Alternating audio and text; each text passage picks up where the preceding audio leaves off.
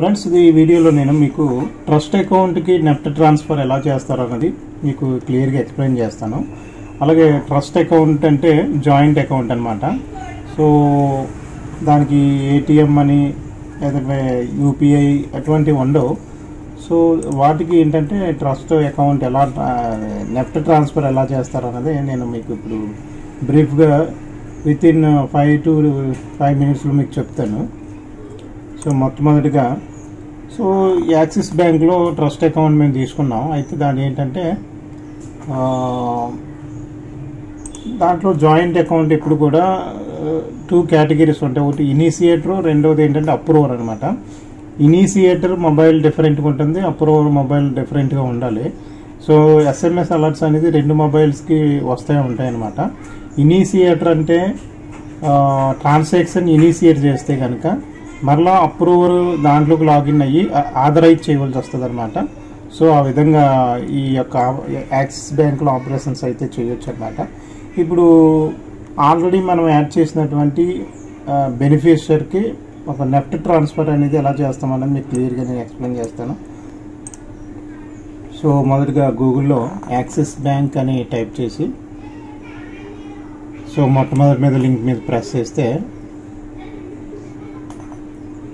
Speed అనేది మీ net విధానం బట్టి ఆధారపడి ఉంటుందన్నమాట. సో ఇక్కడ వచ్చిన తర్వాత లాగిన్ దగ్గర సో జాయింట్ అకౌంట్ ప్లస్ మనది కరెంట్ అకౌంట్ అనమాట. ట్రస్ట్ కాబట్టి కార్పొరేట్ లాగిన్ అవ్వాలి.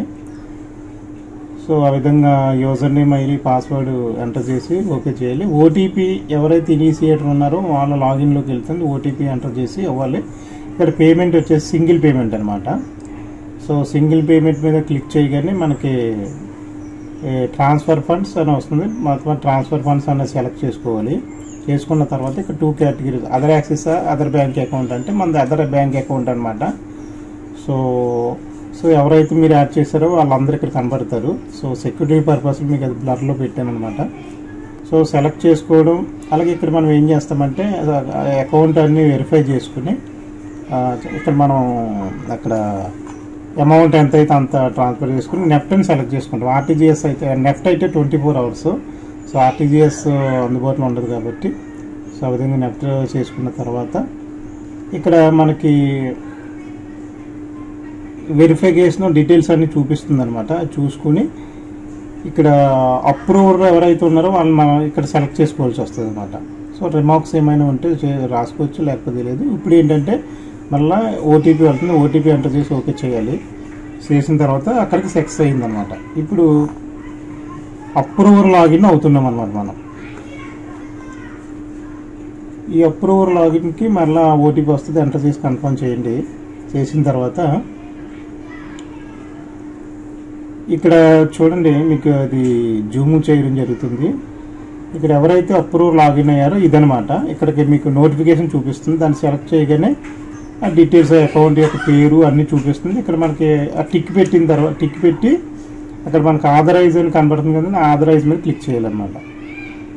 సో ఆథరైజ్ చేయగానే కన్ఫర్మేషన్ అడుగుతుంది.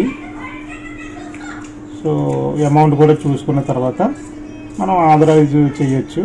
చేసిన తర్వాత అది ఫైనల్గా చూపి మళ్ళీ ఓటీపీ వస్తుంది. సో అది ఓకే చేస్తే అక్కడికి ట్రాన్స్ఫర్ సక్సెస్ అయినట్టు అనమాట. సో ఈ విధంగా మనం యాక్సిస్ బ్యాంక్లో మన కరెంట్ అకౌంట్ ఆపరేషన్స్ అనేవి నెఫ్ట్ ట్రాన్స్ఫర్ అయితే ఇలా చేస్తారనమాట. సో ఇది ఫ్రెండ్స్. సో మరిన్ని వివరాలకు మన ఛానల్ సబ్స్క్రైబ్ చేసి stay tune David web tech YouTube channel.